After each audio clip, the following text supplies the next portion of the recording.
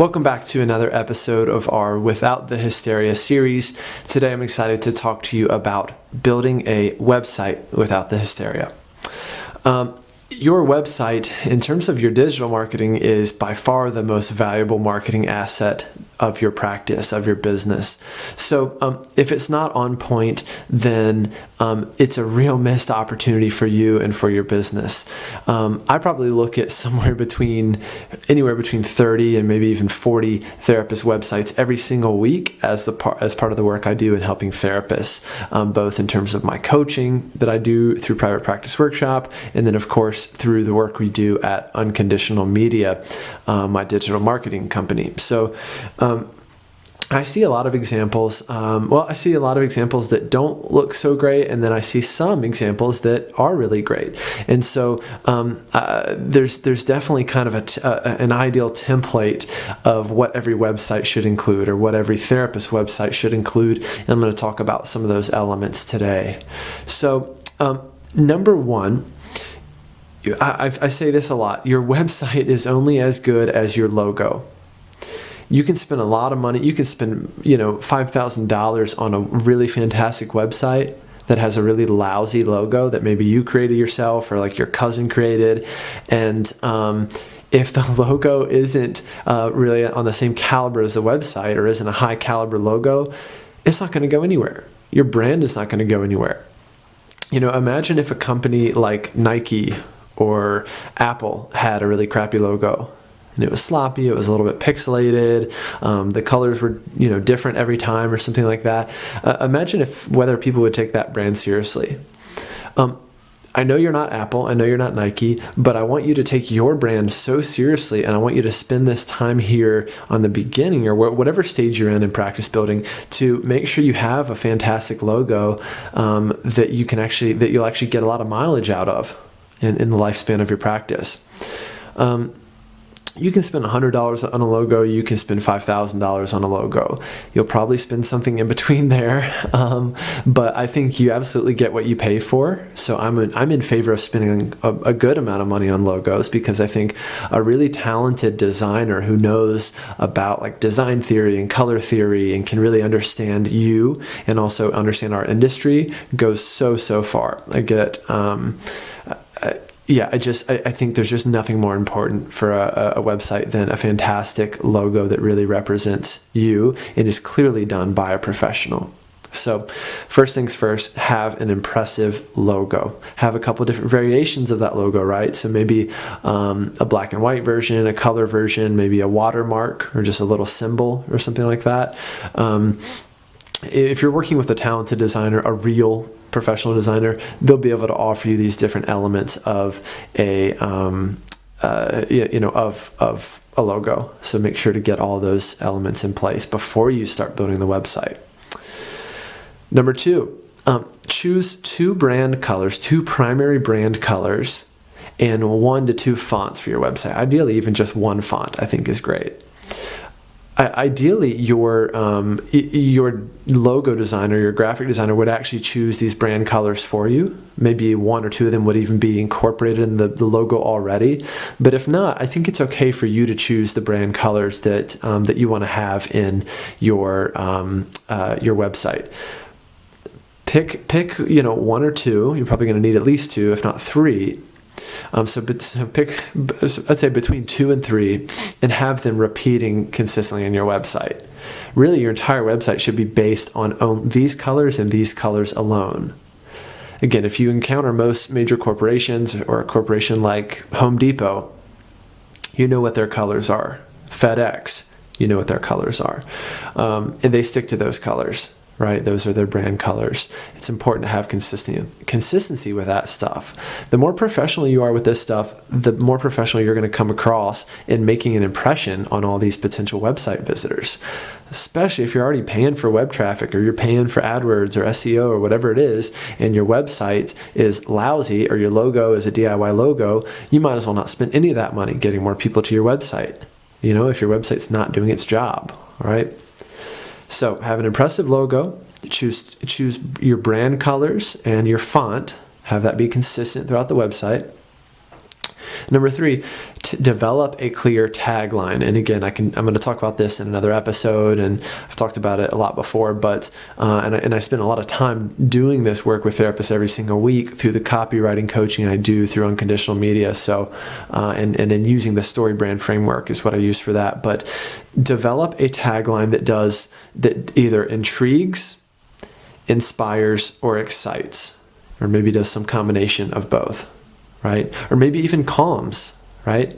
But in general, your tagline is just something to kind of pique the interest of the potential client, right?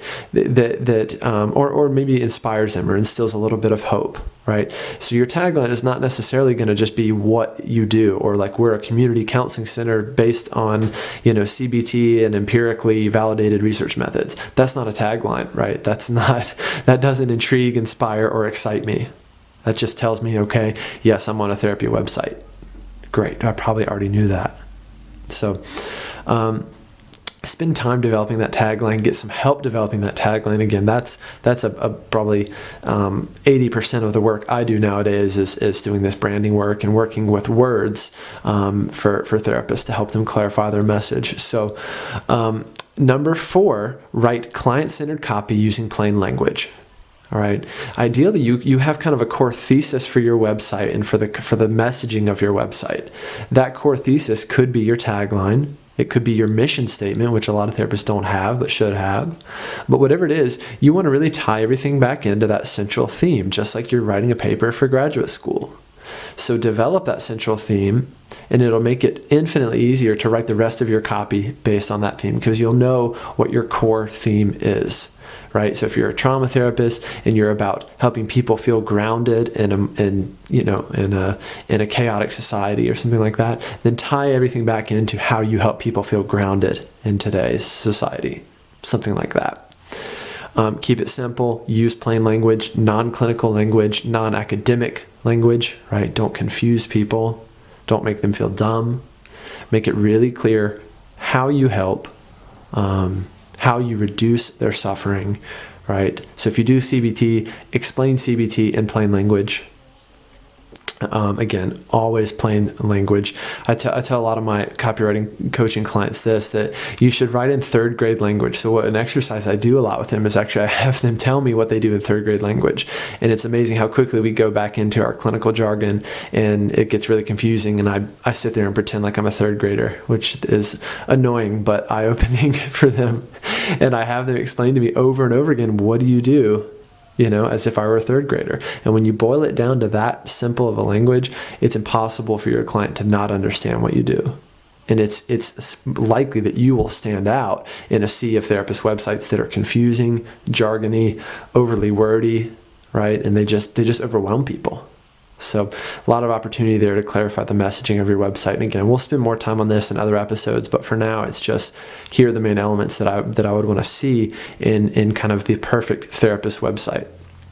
So last one, number 5, include a unified call to action on every single page that occurs at least 2 times or more. So that call to action, when I say unified, that means it should be the same call to action across your entire website.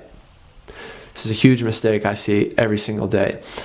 So in the top right, you might have 5 calls to action. And it's like, here's our phone number, here's our fax number, here's our Instagram handle, or here's, a button that opens a form. Here's a button for simple practice. If you offer, visitors that many options, they're very likely to walk away, to be confused, to be overwhelmed, to not know which one you want them to do. So make it one.